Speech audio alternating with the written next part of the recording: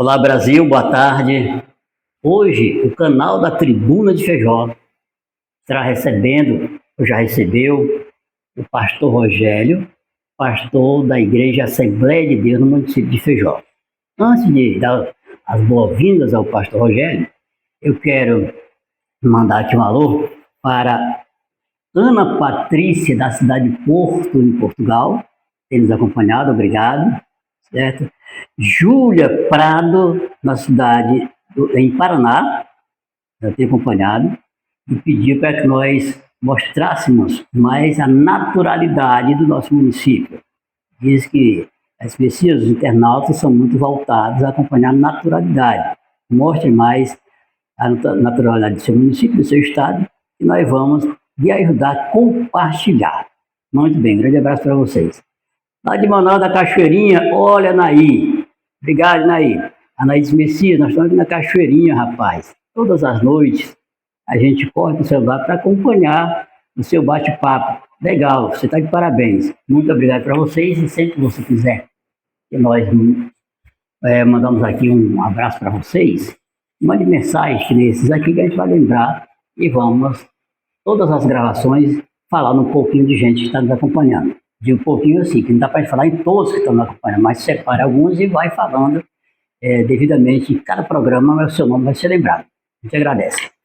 Bom, mas agora vamos dar as boas-vindas ao pastor Rogério e agradecer por ter aceitado o convite da tribuna para vir aqui para nós batermos um papo. Eu sempre costumo dizer que aqui não é bem uma entrevista, é mais um bate-papo. Pastor Rogério, é um prazer recebê-lo aqui nos estúdios da tribuna. Messias.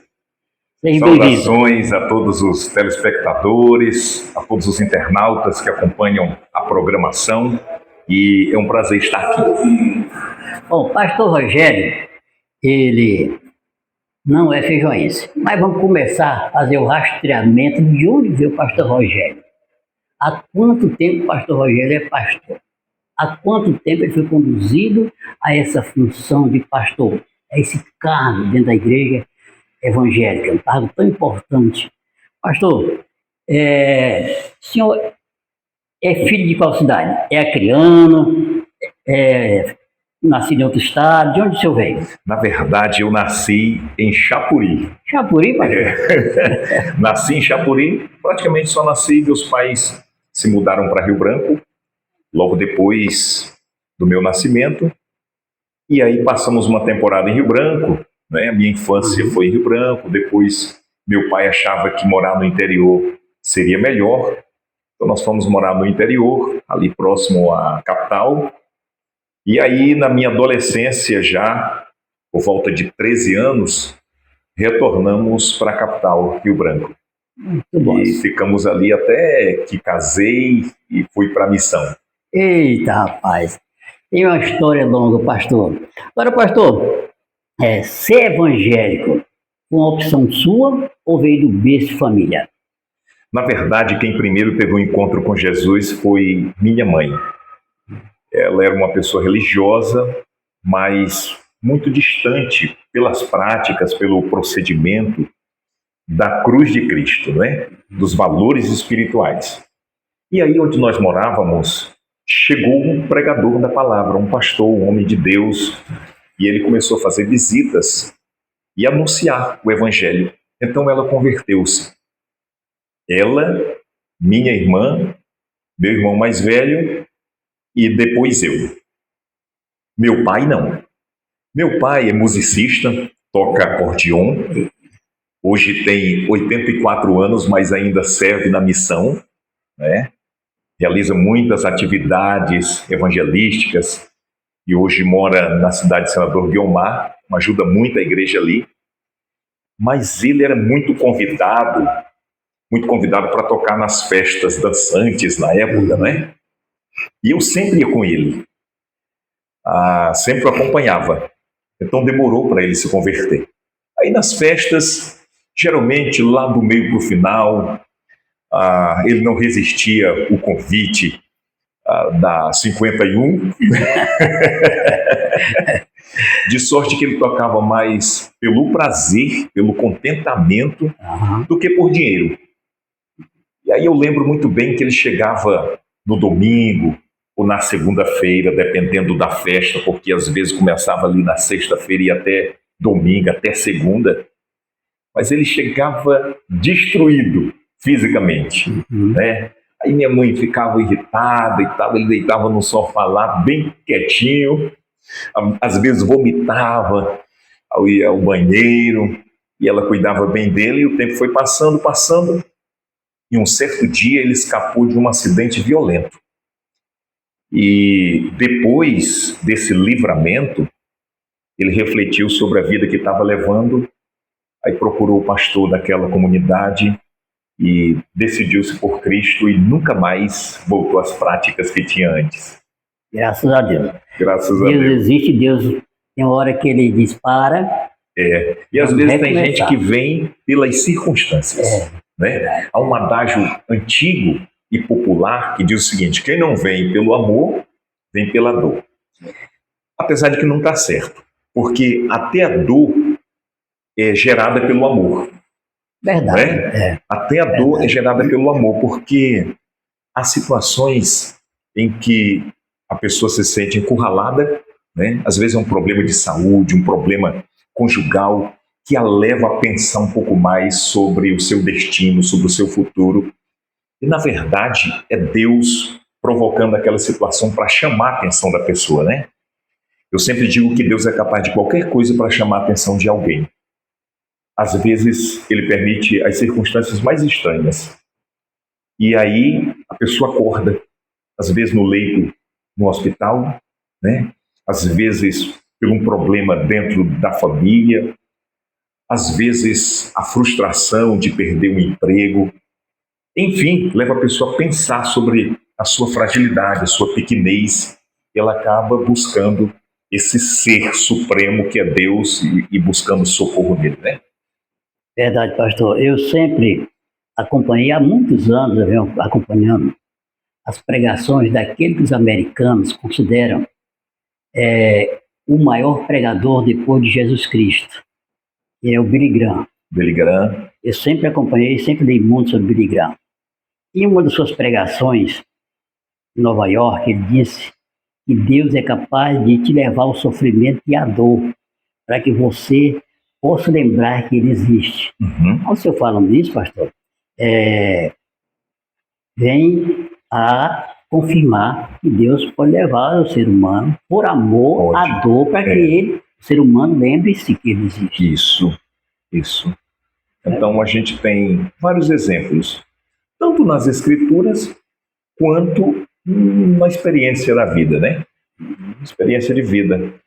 Quando a gente lê o livro de 2 Reis, capítulo 20, encontramos ali Ezequias, um dos mais nobres reis, caindo doente. Aí Deus envia o profeta Isaías até o palácio e traz a seguinte mensagem: põe a tua casa em ordem, porque morrerás e não viverás, diz o Senhor. Quando Isaías sai, Ezequias, diz a Bíblia, vira o rosto para a parede, estando ali deitado, doente, vira o rosto para a parede, deitado mesmo, e faz a seguinte oração: ah, Senhor, lembra-te de que andei diante de ti com fidelidade e fiz o que era reto aos teus olhos. E a Bíblia diz que ele chorou muitíssimo. Isaías estava saindo, estava no pátio, voltou pela ordem de Deus e trazia a seguinte mensagem: ouvi a tua oração e vi as tuas lágrimas. Eis que não morrerás, mas acrescentarei 15 anos à tua vida.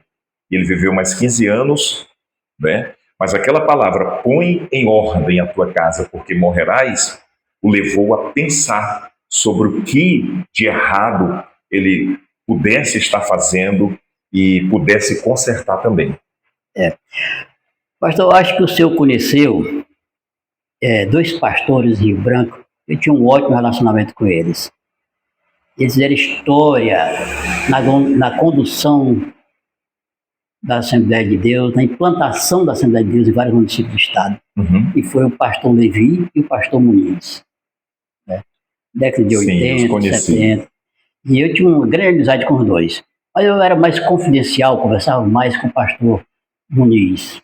Era mais veterano, tinha mais experiência. Militar aposentado. Isso. O pastor Muniz, uma certa vez, me disse, esse meu amigo Messias, ele me chamava de irmão. Na época eu era evangélico, eu era de confiança ali, convivia com eles, com o filho dele, que era o Elias. Não, o Elias era filho do pastor Muniz.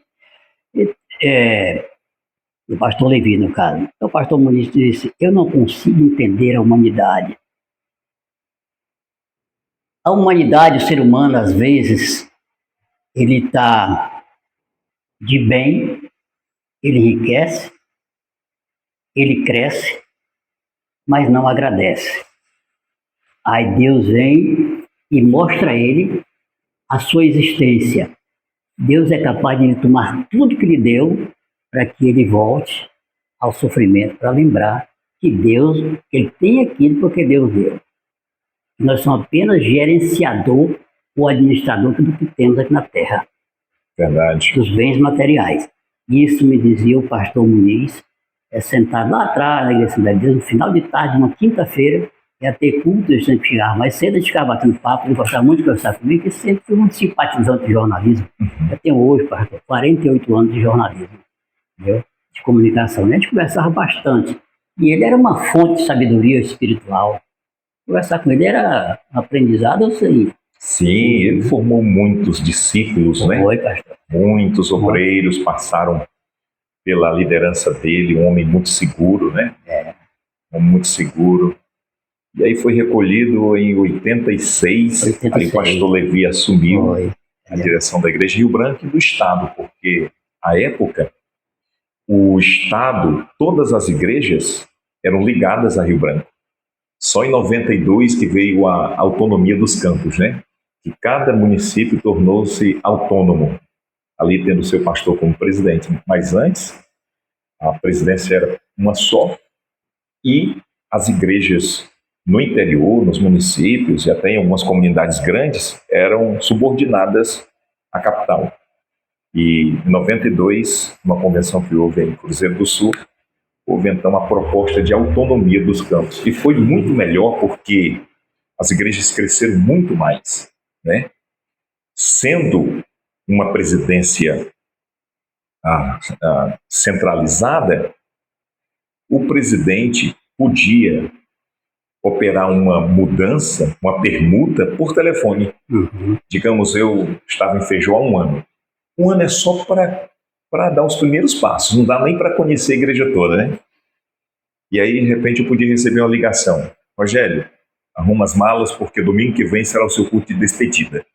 E aí já ia para outro lugar. E aí, comprovadamente, igrejas em que os pastores mudam constantemente, né? Aí essas mudanças na direção, elas tendem a crescer mais lentamente, porque não gera confiança, né? Então, por exemplo, eu estou aqui talvez eu esteja antecipando essa parte, né? Há 18 anos. Vou completar 18 anos no dia 11 deste mês. Como passa rápido, né, pastor? Passa rápido.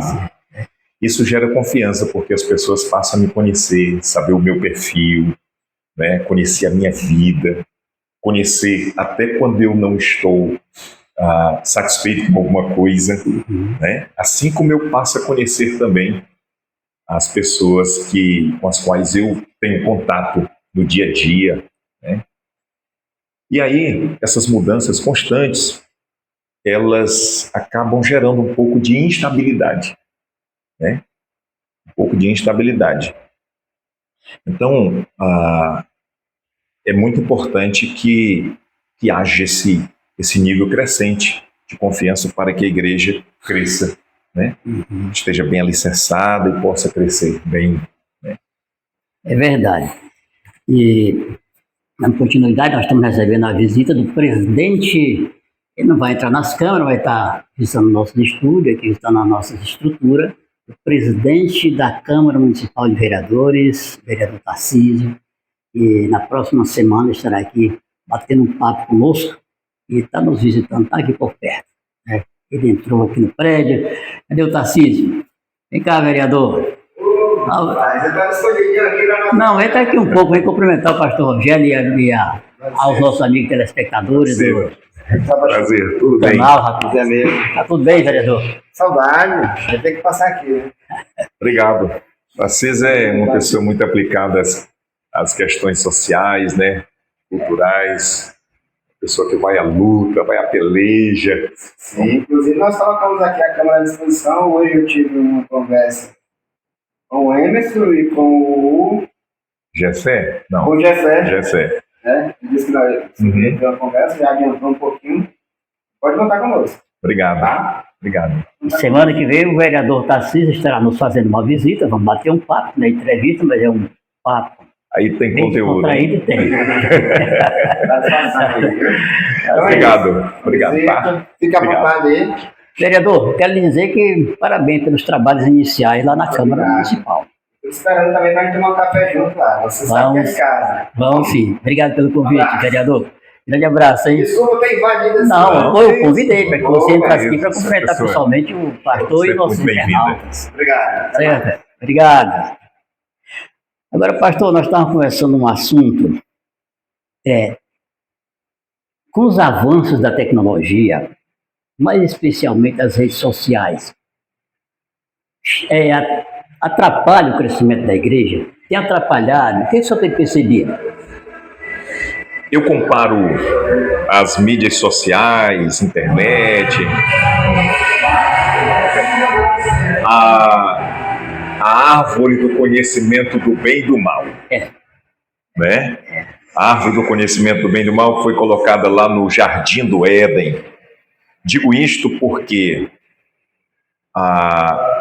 o avanço da tecnologia, das mídias, acaba trazendo uma forma mais eficaz de propagação dos nossos projetos, sejam eles espirituais, sejam eles seculares, né, empresariais, enfim, acaba trazendo um avanço mais rápido, não é?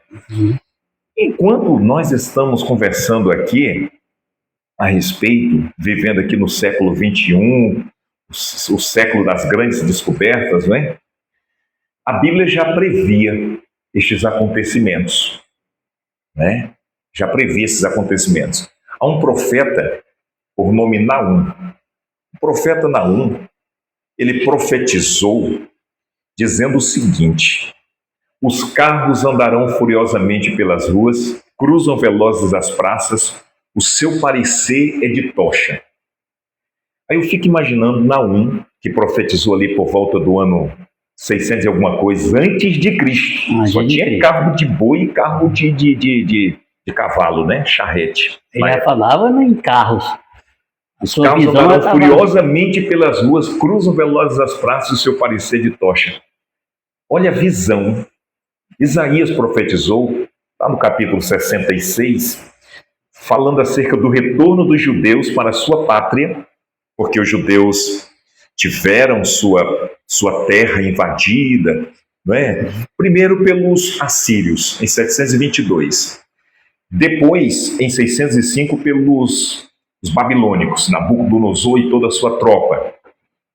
E aí invadiu Jerusalém e tal, em 3 invasões, né? Em 605, em 597 e 586. Foram as 3 invasões violentas que Nabucodonosor promoveu. Aí depois vem o Império Medo-Persa, que aí conquistou o mundo, destruindo a Babilônia. Depois vem os gregos, né? Alexandre o Grande, que aí toma o mundo de então, e em 12 anos ele governa tudo. E depois, em 163 a.C., vem os romanos. Os romanos, que aí é o governo longo, visto na visão de Daniel, capítulo 2, naquela estátua, né? Cabeça de ouro, peito de bronze, o ventre ali de cobre, as pernas de ferro misturado com barro e tal. Tudo tem a ver com os impérios. E aí, esse império que é longo, acaba escravizando os judeus. Mas há uma profecia, os judeus se dispersam, né? No ano 70 depois de Cristo, quando o general Tito, general romano, sitiou Jerusalém, para que se cumprisse o que Jesus falou no capítulo 24 de Mateus, que o templo seria destruído, né? Os discípulos ali encantados com o templo, Jesus disse: não vedes tudo isto? Eu vos digo que não ficará pedra sobre pedra que não seja derrubada. Aí eles ficaram estarrecidos, porque o templo era uma obra, né, de muitos anos.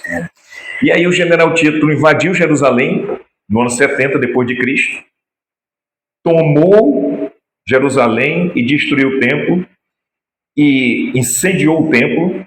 Como tinha muito ouro no templo, o ouro derreteu e eles removeram todas as pedras para extrair o ouro e não ficou pedra sobre pedra naquele. E os judeus então começaram a voltar, depois de muitos anos, né? E no dia 14 de maio de 1948, quando Oswaldo Aranha, um brasileiro, presidia a reunião da ONU, Organização das Nações Unidas, em Jerusalém, era 4 da tarde aproximadamente, então ele tinha o voto Minerva. Havia uma peleja muito grande para que Israel não recebesse, não é, a soberania, a bandeira, mas o voto dele, daquele brasileiro, foi decisivo para que Israel voltasse a ser uma nação soberana, e voltou. Né? E aí se cumpre o que está em Gênesis capítulo 12, quando Deus fala a Abraão, que é o pai dos judeus, dizendo: abençoarei os que te abençoarem e amaldiçoarei os que te amaldiçoarem. Em ti serão benditas todas as famílias e tal. Isso significa que toda nação que de alguma forma abençoa Israel pode contar com a bênção de Deus. E eu acredito que o Brasil, apesar dos pesares, é uma nação muito abençoada exatamente porque um dia estendeu a mão para Israel. Mas o que eu digo, e às vezes as palavras, como disse o apóstolo Paulo, nos fazem delirar, né? É que Isaías profetizou que os judeus voltariam em pássaro de ferro, olhando pelas janelas. Como é que Isaías, que profetizou há 720 anos antes de Cristo, teve uma visão dos judeus voltando de avião, né? Então, é um Deus tremendo que conhece mais o nosso futuro do que nós o nosso passado, né?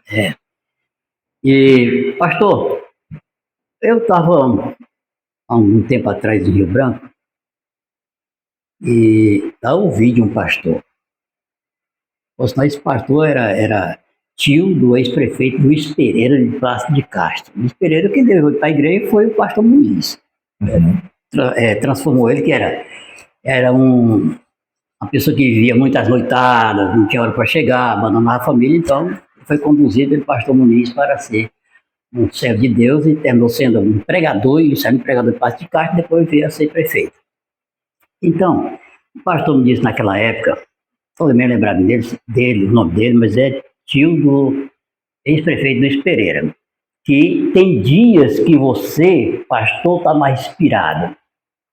Tem dia que você encontra mais facilidade em falar da Bíblia sem ler a Bíblia.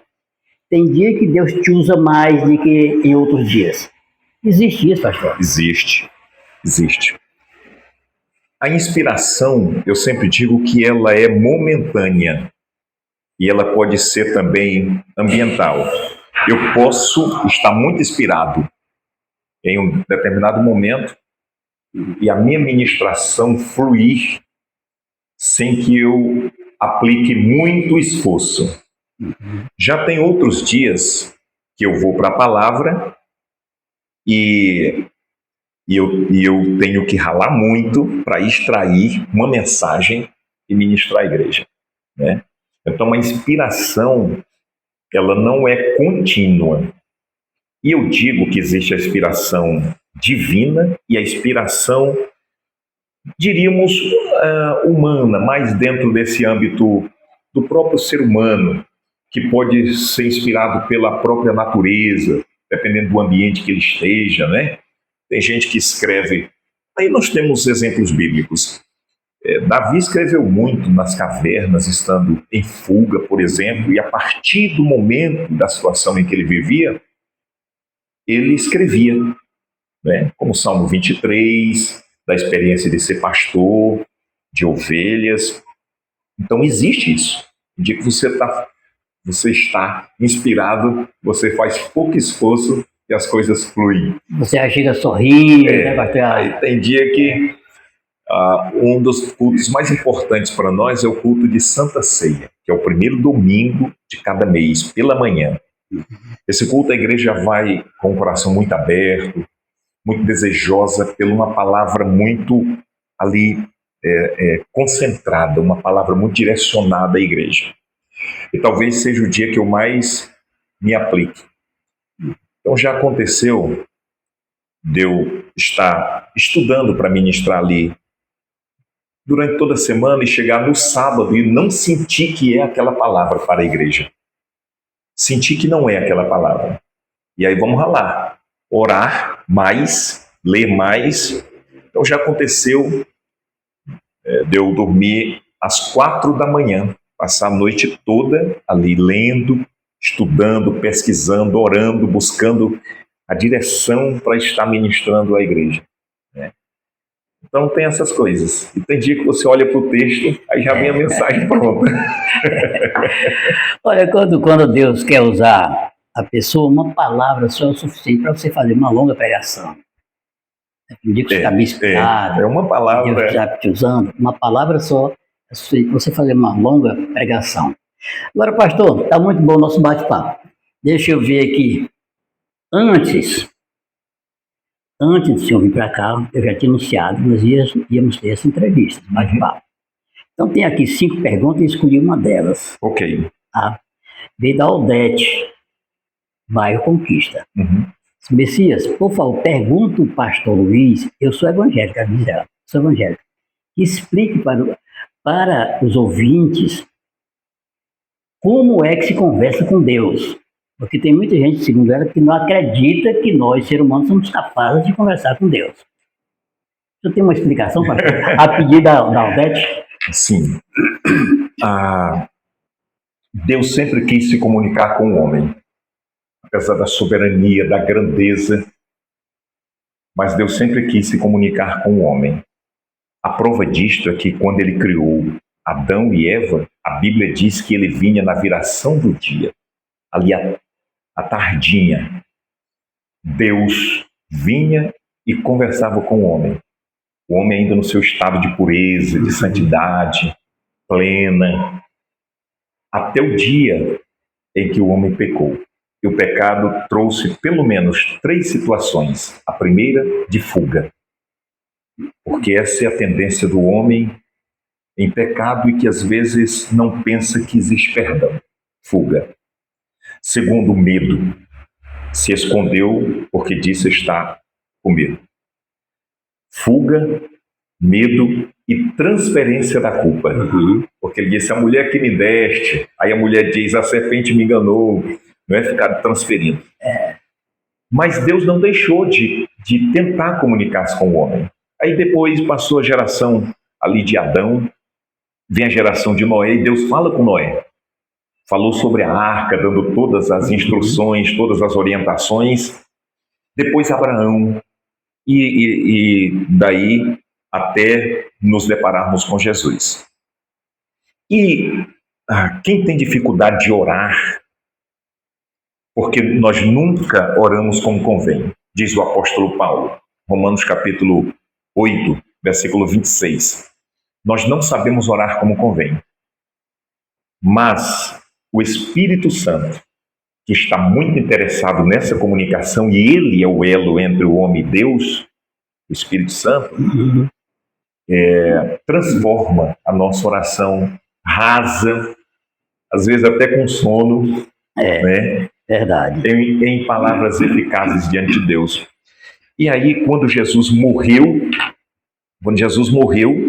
ele abriu o véu do templo, rasgou-se, diz a Bíblia, e um novo e vivo caminho foi aberto. Então o homem hoje pode orar.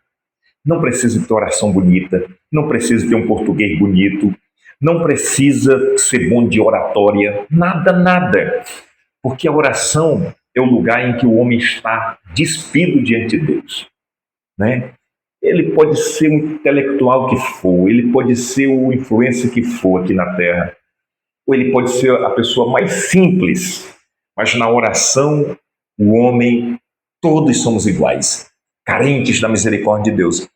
Então, no Novo Testamento, no Antigo não, porque o sacerdote intercedia pelos homens, mas no Novo Testamento todos podem orar com as suas próprias palavras. E a oração, eu digo sempre que ela se divide em algumas partes. Primeira, adoração. Quando você vai à presença de Deus, não é bom ir à presença de Deus pedindo. É bom ir à presença de Deus adorando. Senhor, eu te louvo, eu te dou graças, eu te glorifico, eu te enalteço pela vida. Temos tanto para agradecer, Não é? pastor? Aí depois vem a gratidão.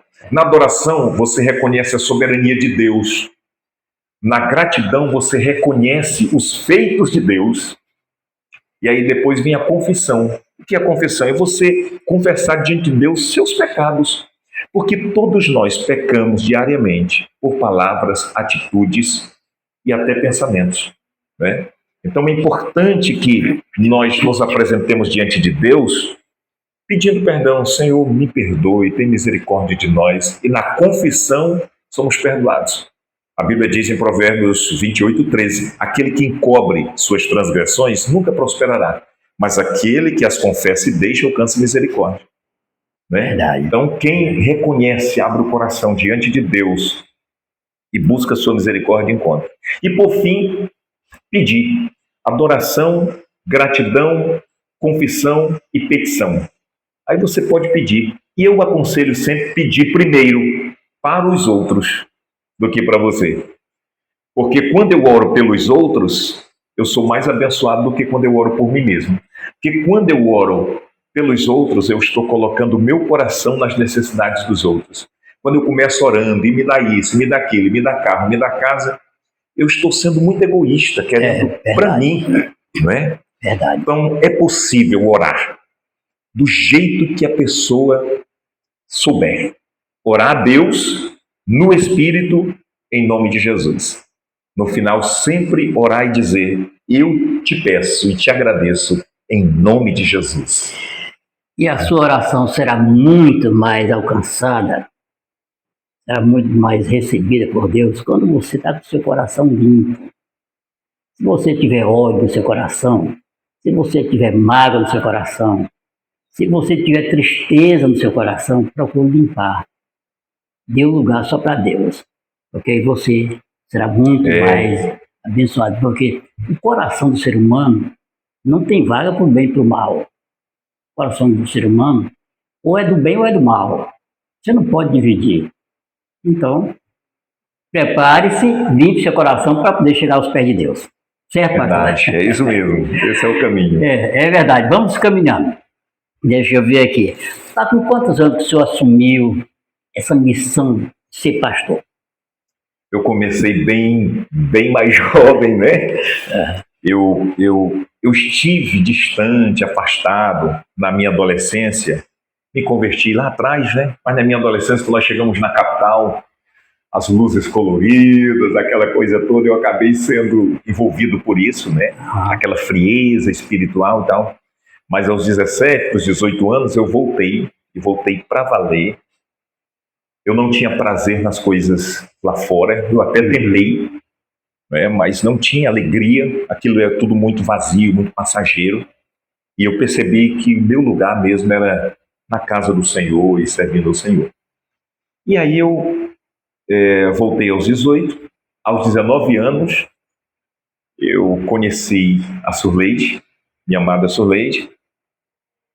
Namoramos 2 meses e 2 dias e nos casamos. Nos casamos no dia 14 de novembro de 92. Estava nos planos. Nos planos de Deus. E no dia 14 de dezembro do mesmo ano, perdão, no dia 24, 10 dias depois de novembro, ali 10 dias depois, nós fomos para a missão. Numa missão chamada Missão Cruzada Mundial de Literatura. É uma missão mundial. Eles colocaram a gente dentro de um batelão Aí lá era a Surleide, eu, o motorista, o lenista. Uhum. E nós fomos evangelizar os ribeirinhos do Rio Acre, da Foz do Antimari até Inhampare, Peru. Casa por casa, entregando literatura, falando do amor de Deus. E nós passamos 56 dias nessa missão. 56 dias. E aí, chegando dessa missão, fomos trabalhar numa invasão, enviados pela igreja em Rio Branco, que hoje é o bairro Santo Inês.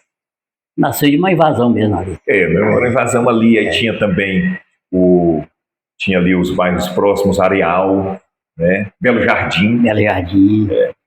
Uma Surleide grávida, já de 8 meses. E eu sempre acreditei no trabalho de visita, de assistência, né?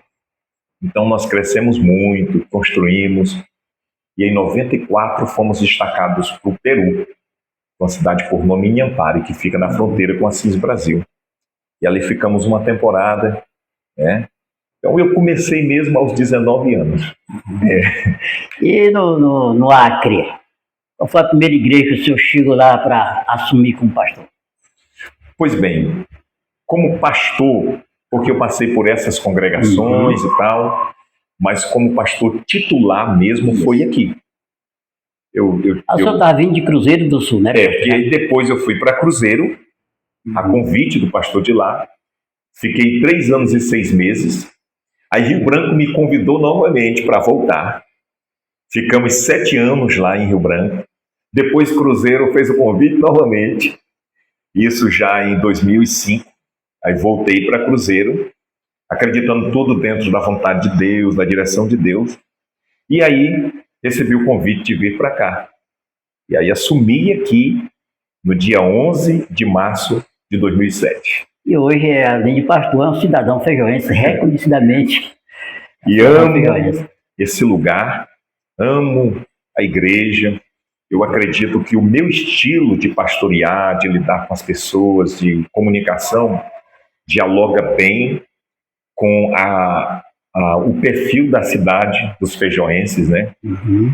E eu acho que foi um casamento muito abençoado, né? Além do respeito, pastor, o senhor também adquiriu a simpatia da população de Feijó. Percebe-se. Quando a gente conversa, quando a gente ouve, percebe-se a grande simpatia que a população de Feijó hoje tem pelo senhor.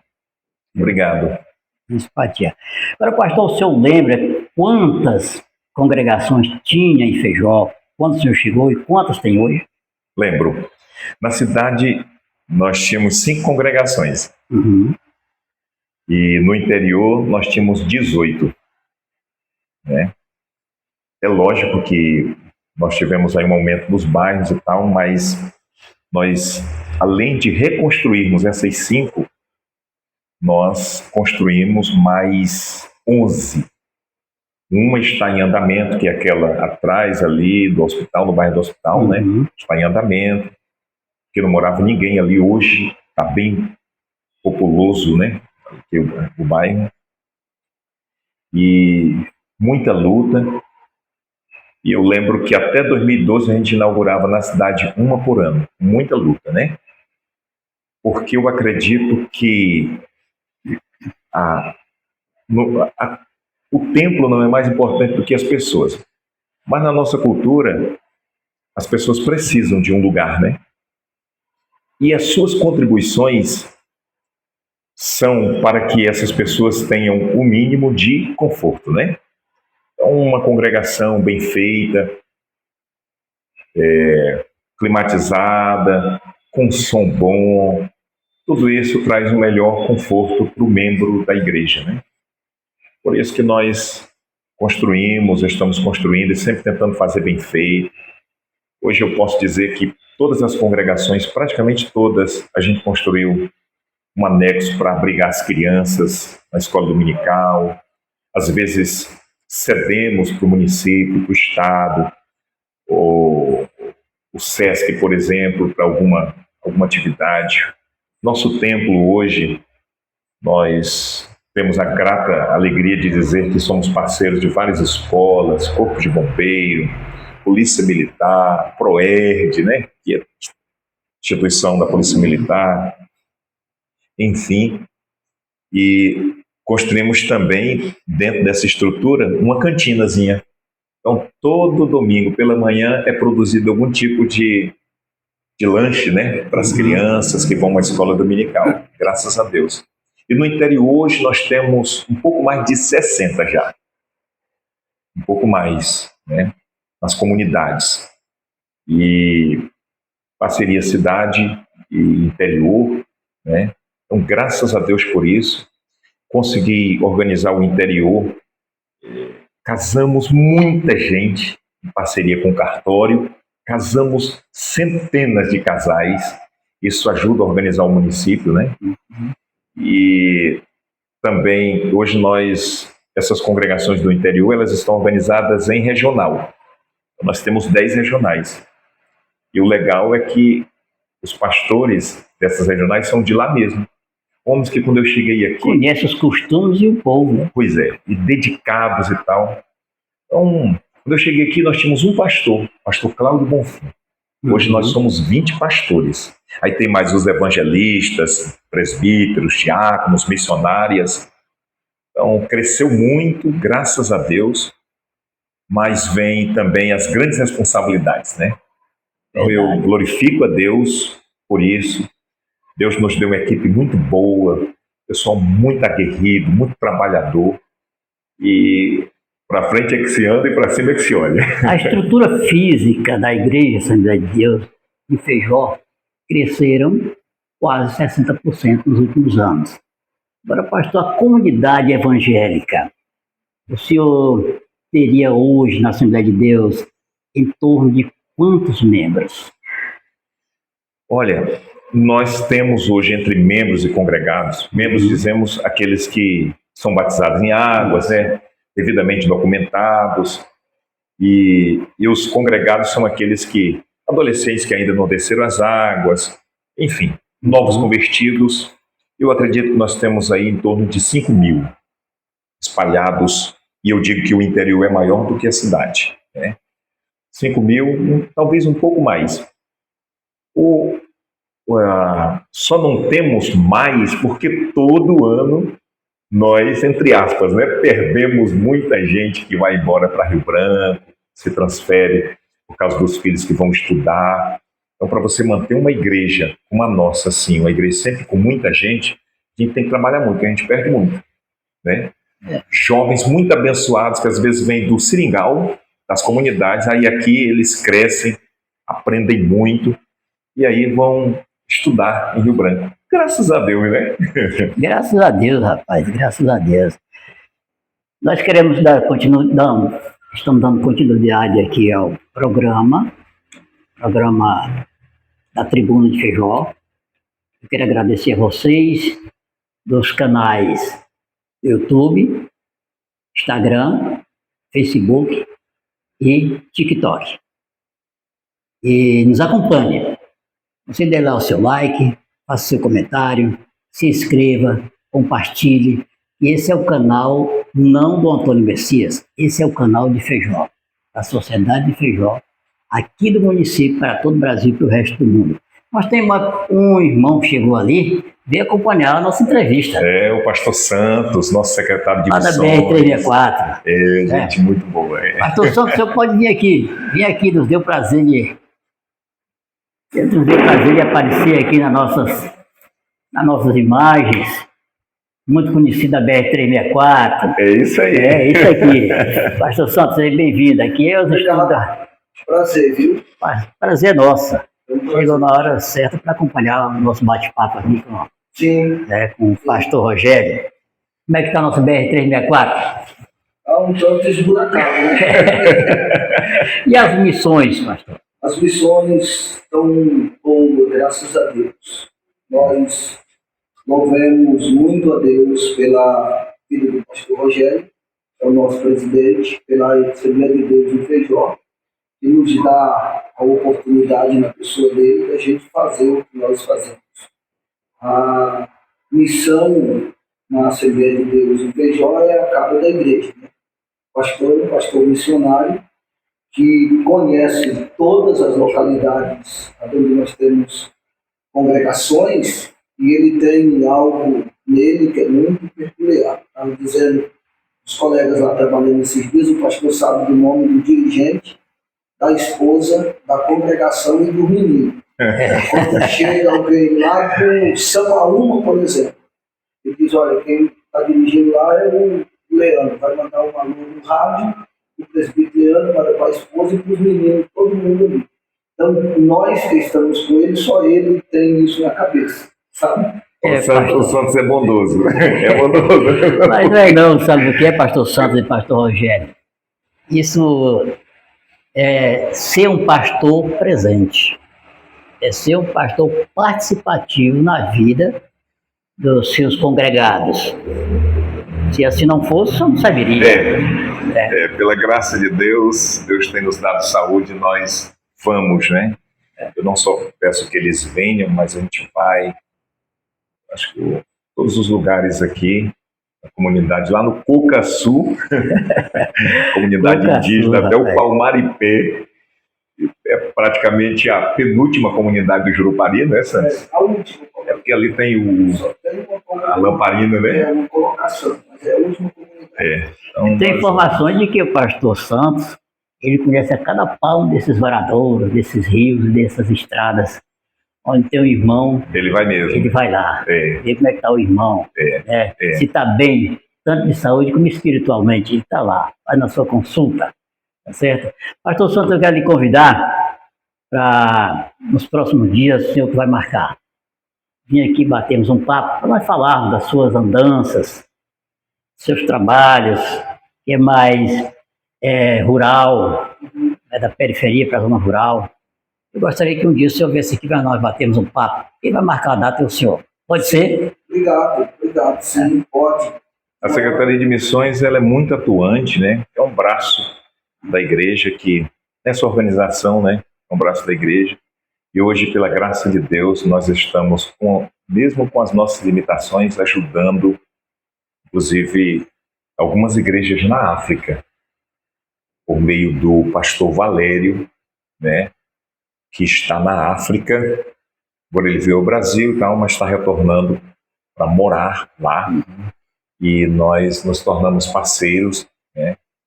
Porque entendemos que Feijó, por exemplo, é difícil alguém que não tem ouvido a palavra, né? Por meio aqui dos canais das redes sociais, do rádio, né? Ou pessoalmente. Né? Agora a África é difícil. É difícil, né? E a gente entendeu que é importante repartir o nosso pão com aqueles que pouco têm, né? É verdade, pastor. Bom, amigo, e também está a esposa do pastor, que quando ele vier aqui, ele vai trazer sua esposa também para falar para a comunidade evangélica feminina. É isso mesmo. Então, trazer o pastor Santos e sua esposa quando ele vir aqui nos dar entrevista. Pastor, foi um prazer recebê-lo aqui. Obrigado pela visita, tá? Muito obrigado, viu? Se quiser aparecer, só marcar aí que a gente vai agendar um bate-papo, tá certo? Agora, pastor Rogério, já chegando ao final do nosso programa, eu sempre leio a Bíblia, pastor. Bom. O meu jeito, meu comportamento acha que não, mostra que não, mas eu sou uma pessoa muito espiritualizada. Eu sempre leio muito a Bíblia. E meu livro bíblico favorito é João. Já vi João várias vezes. O Evangelho do Filho de Deus. Por sinal, no livro João, até gravei já, fala-se Jesus Cristo 218 vezes. Você lê o livro de João, a primeira página, a outra, você vai encontrar 218 vezes citações no nome de Jesus Cristo. Eu até memorizei. E o pastor, tem aqueles versículos, pastor, mais especificamente o senhor, tem aquele livro que o senhor mais gosta, tem aqueles versículos que o senhor mais gosta, quando chega naquele dia, correria, tal, vou lá naquele versículo, leio. O senhor tem um livro que o senhor mais gosta, da Bíblia? O senhor tem um versículo bíblico que o senhor mais gosta? Eu me identifico muito com João, inclusive nesses dias eu estou lendo o Evangelho de João.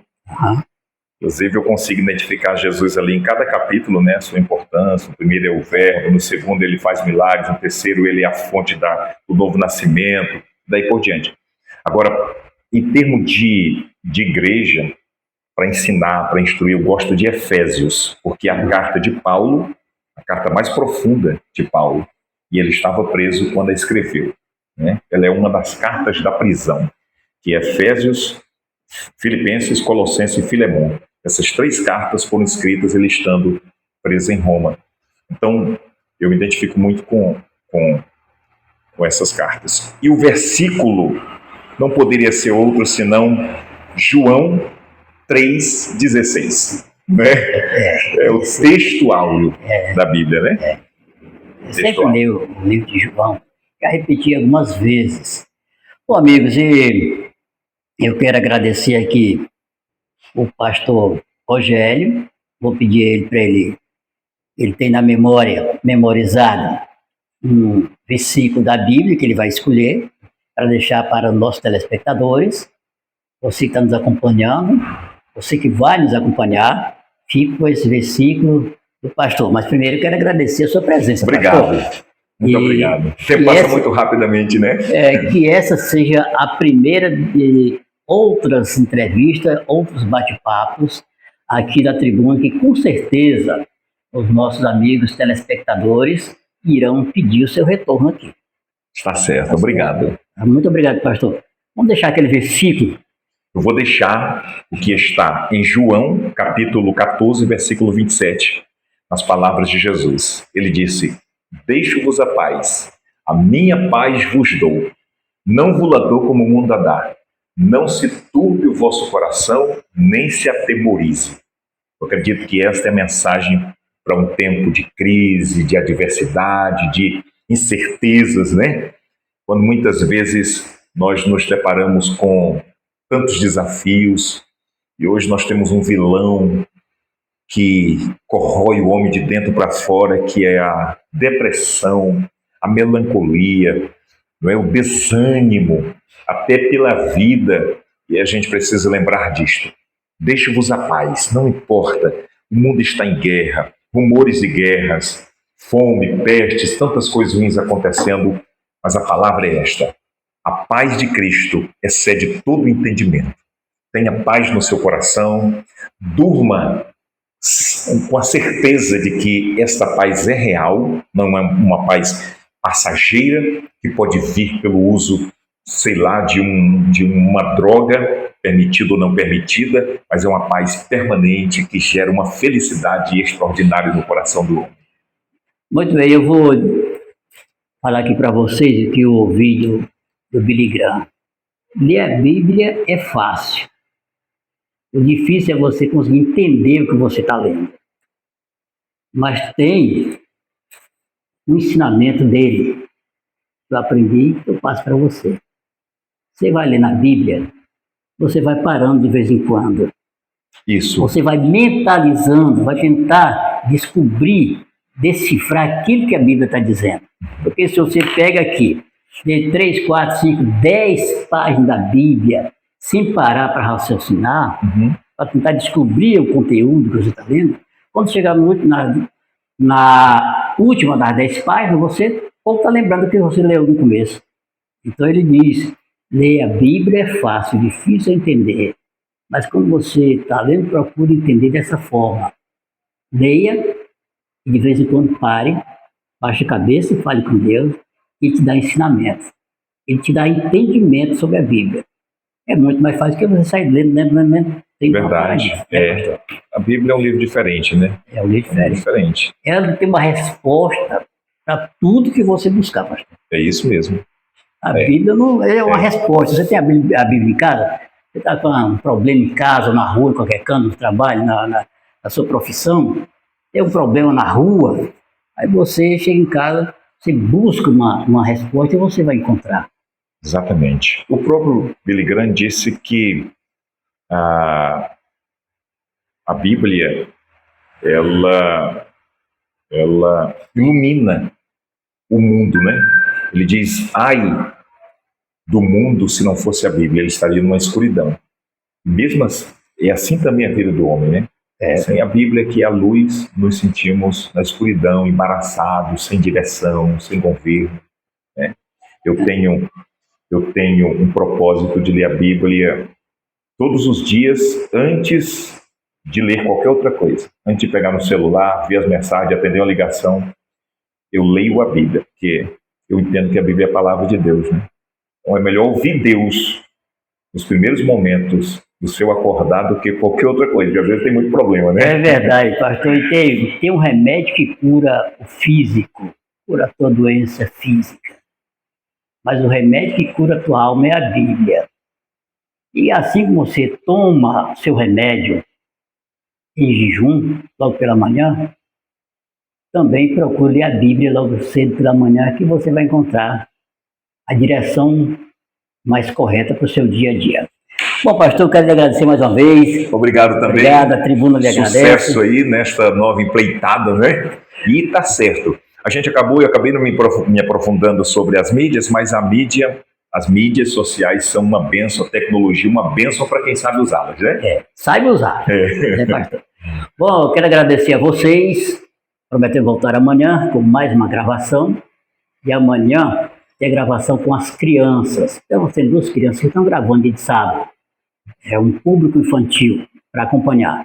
E eu, juntamente com o Paulinho, nós vamos buscar um lugar mais original, um lugar talvez mais distante, para fazer uma gravação para fechar a semana. Obrigado a todos. Acompanhe o programa, dê o seu like. Nós ficamos profundamente agradecidos. Esse canal é de Feijó para o mundo. Obrigado.